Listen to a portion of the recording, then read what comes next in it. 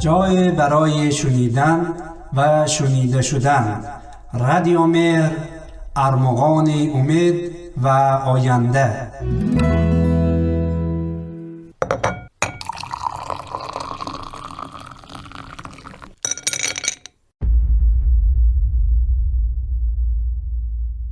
یک پیاله چای.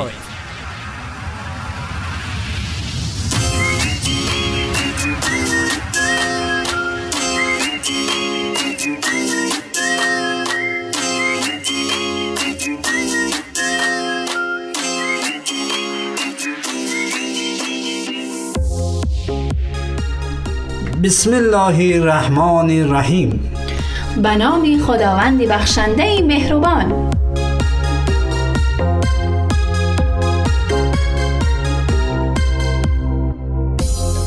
یک پیاله چای گرم در یک روز سرد و زمستانی که از دستان تو بگیرم.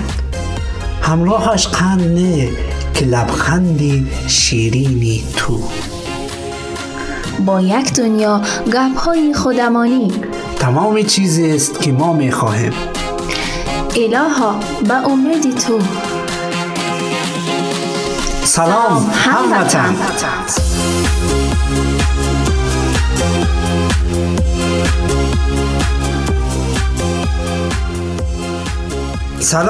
سلام به سفیدی برف‌های زمستانی. سلام به آرامش شب‌های طولانیش. سلام به زیبایی باران.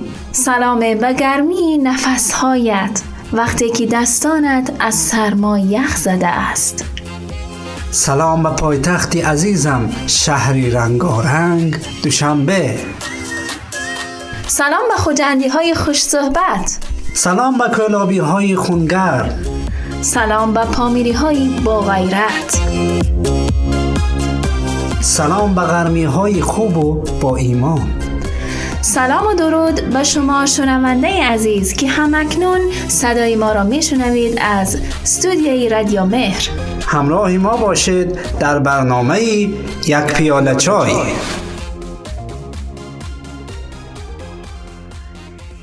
مدینه حیدرزاده هستم. به اتفاق همکارم آریا سهراب دقایقی را در کنارتان هستیم. با ما همراه باشید.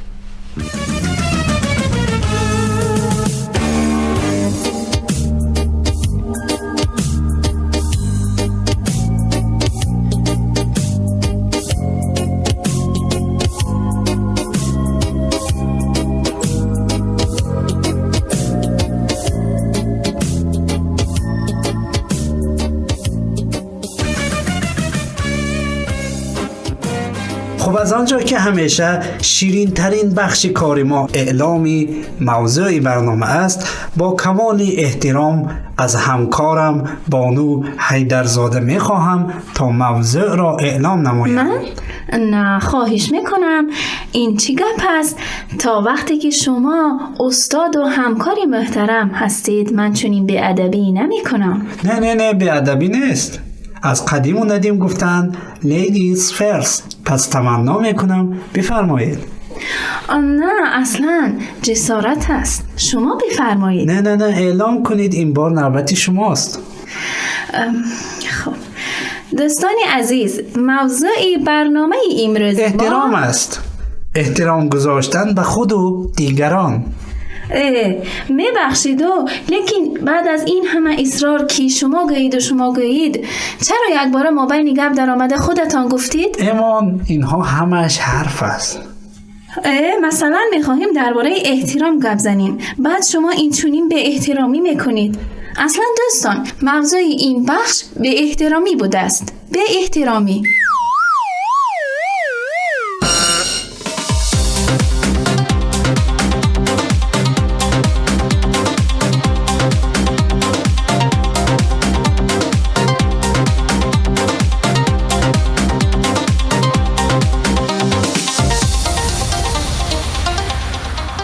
احترام گذاشتن یعنی بزرگ داشتن، یعنی قدر و منزلت یک نفر را دانستن. فرق هم ندارد که خرد باشد یا کلان، زن باشد یا مرد. آدم‌های زیادی هستند که باید به آنها احترام بگذاریم. آدم‌هایی که کارهای خوب و نیک میکنند. آدم‌هایی که صفاتی شایسته دارند. مثال احترام گذاشتن به دو فرشته گرانقدری زندگی، یعنی پدر و مادر. احترام به معلم‌های دلسوز. احترام به همسایه‌های مهربان. احترام به کاسب‌های حلال خور، به آنهایی که به فکر پول حلال هستند. پس ما هم از او خرید میکنیم و او را احترام میکنیم، چون او هم به حقوق ما احترام میگذارد. پس احترام گذاشتن باعث می شود که دیگران هم به ما احترام بگذارند. به قول باباهایمان حرمت کنی بچم، حرمت میبینی.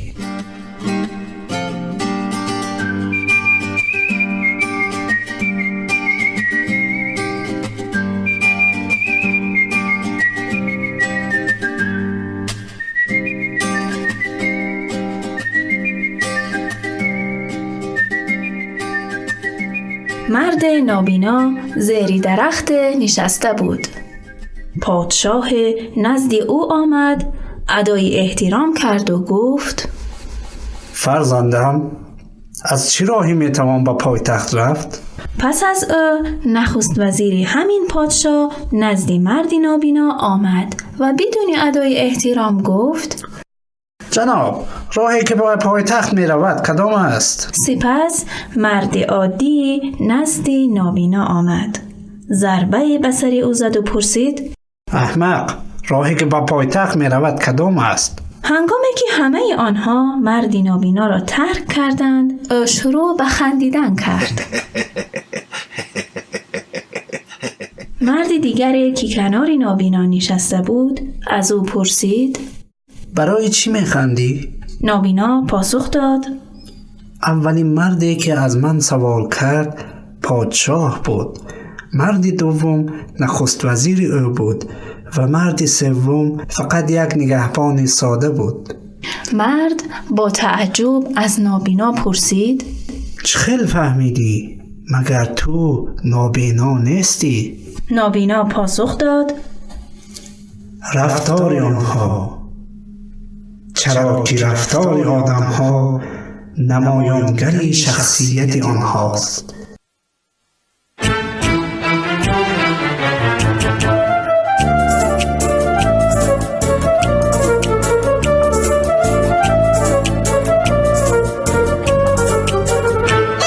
رادیو مهر، ارمغان امید و آینده.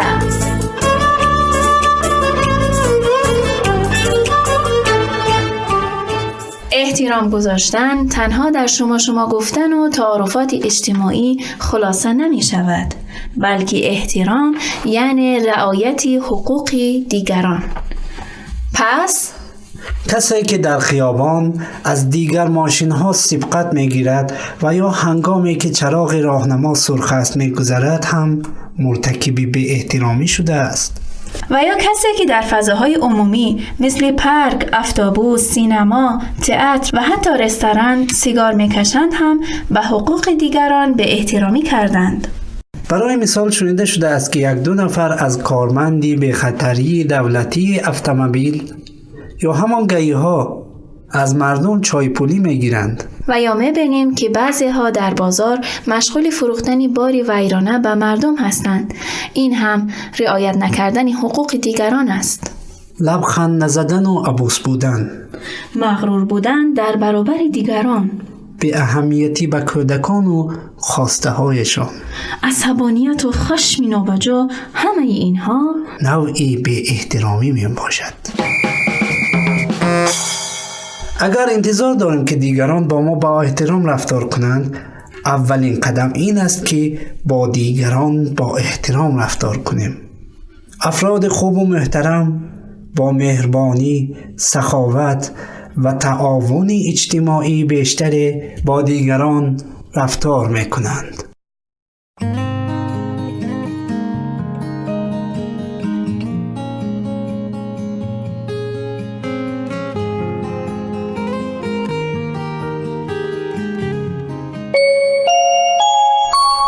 از مسافران عزیز خواهشمندم تا با در دست داشتن یک پیاله چای سوار بر هواپیمای خیال شده همراه ما شوید تا به کشور ژاپن رویم.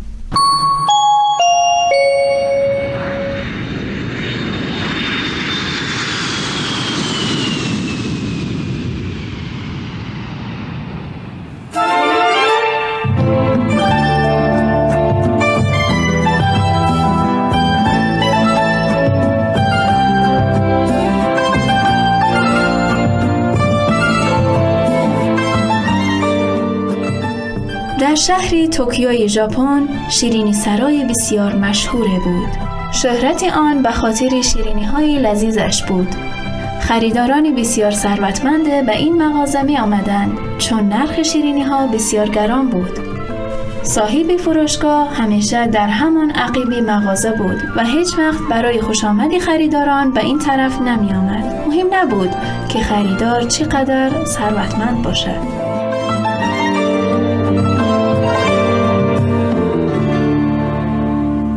یک روز مردی فقیر با لباسهای مندرس و موهای ژولیده وارد فروشگاه شد. پیش از آن که مرد به پیشخوان برسد، صاحب فروشگاه از پشت دکان بیرون پریده و فروشندگان را به کنار کشید و با تواضع فراوان به آن مردی فقیر خوش آمد گفته با صبوری تمام منتظر شد تا آن مرد کیسه هایش را خالی کند تا پول را که برای یک تیکه شیرینی داشت بدهد. صاحب فروشگاه خیلی مؤدبانه شیرینی را در دستهای مردی فقیر قرار داد و هنگامی که او فروشگاه را ترک می‌کرد همچنان تعظیم می‌کرد. وقت مردی فقیر رفت، فروشندگان طاقت نآورده پرسیدند که در حالی که برای خریداران ثروتمند از جای خود بلند نمی‌شوید، چرا برای مردی فقیر شخصاً به خدمت حاضر شدید؟ صاحب دکان در پاسخ گفت: مردی فقیر همه پول را که داشت برای یک تیکه شیرینی ما داد. در حقیقت او به ما افتخار داد. این شیرینی برای او بسیار لذیذ بود.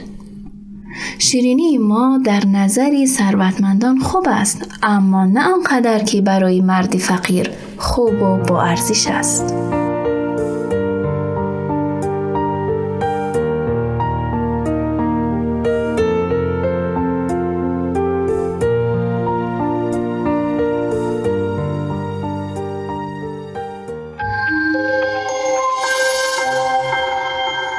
رادیو مهر، جای برای شنیدن و شنیده شدن.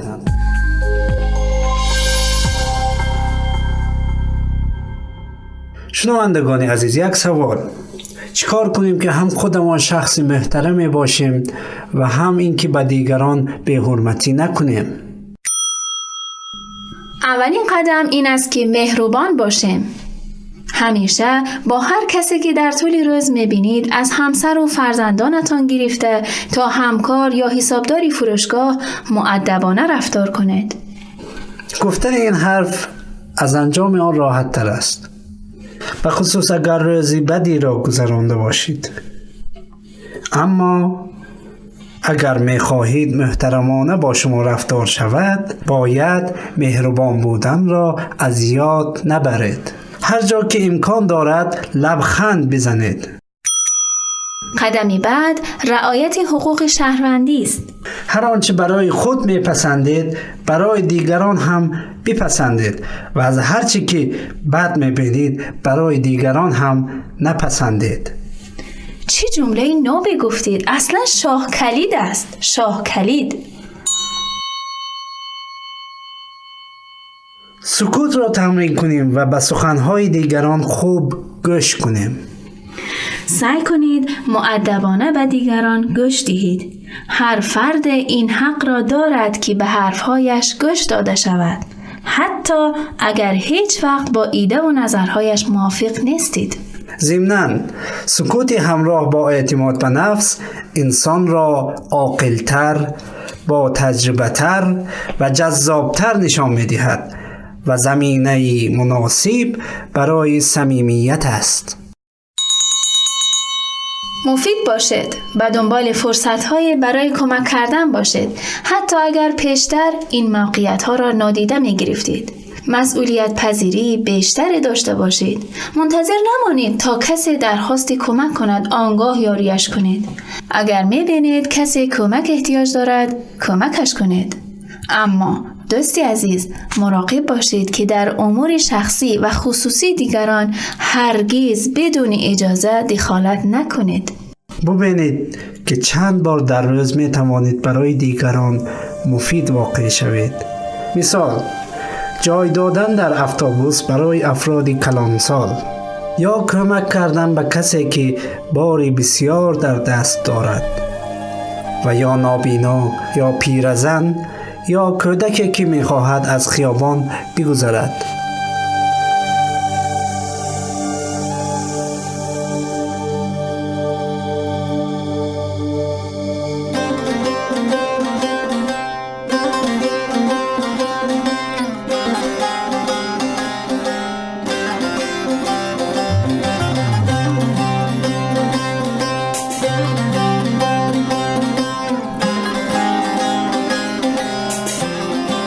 بله، به نظر ما همین احترام راهی رسیدن به خوشبختی و آرامش است.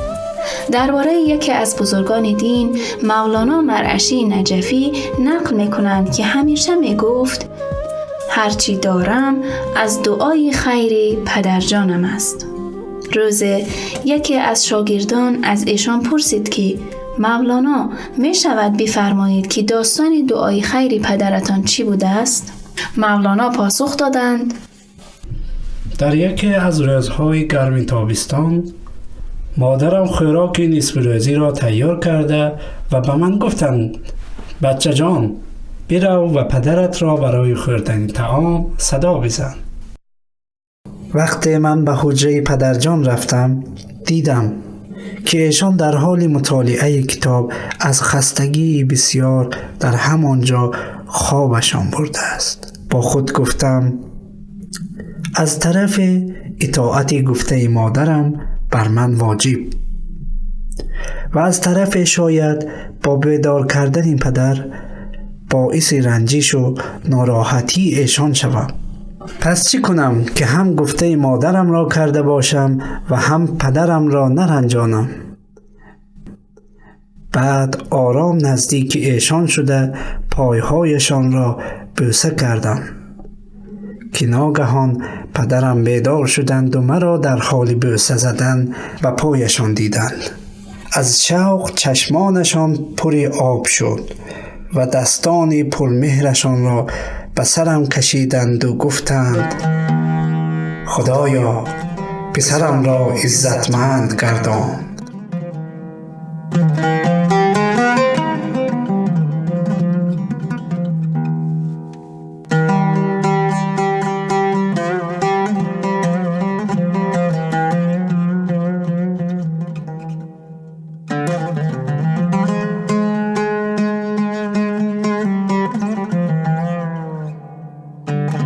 شنوندگان و همراهان گرامی، از اینکه تا اینجای برنامه ما را همراهی کردید بسیار سپاسگزاریم. اگر بخواهیم درباره احترام کردن و آثارش گپ زنیم شاید بتوان ساعتها گفت و شنید، اما به قول شاعر به پایان آمد این دفتر، حکایت همچنان باقی. بله دوستان عزیز، به پایان یک دیگر از برنامه‌های یک پیاله چای رسیدیم. تا برنامه و گفتگوی دیگر، خدایار و نگهدار.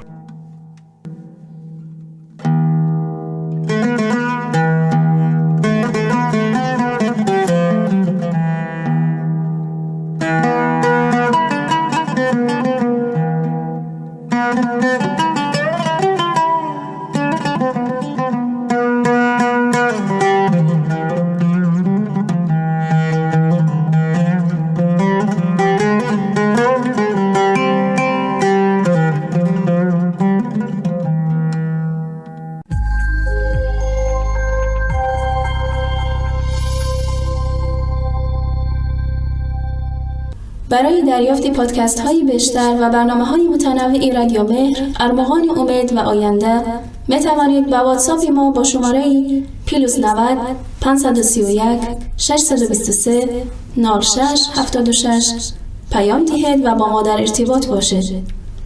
اینچنین در کانال یوتیوب و فیسبوک رادیو مهر آبونه شده و ما را همراهی کنید. www.radiomehr.org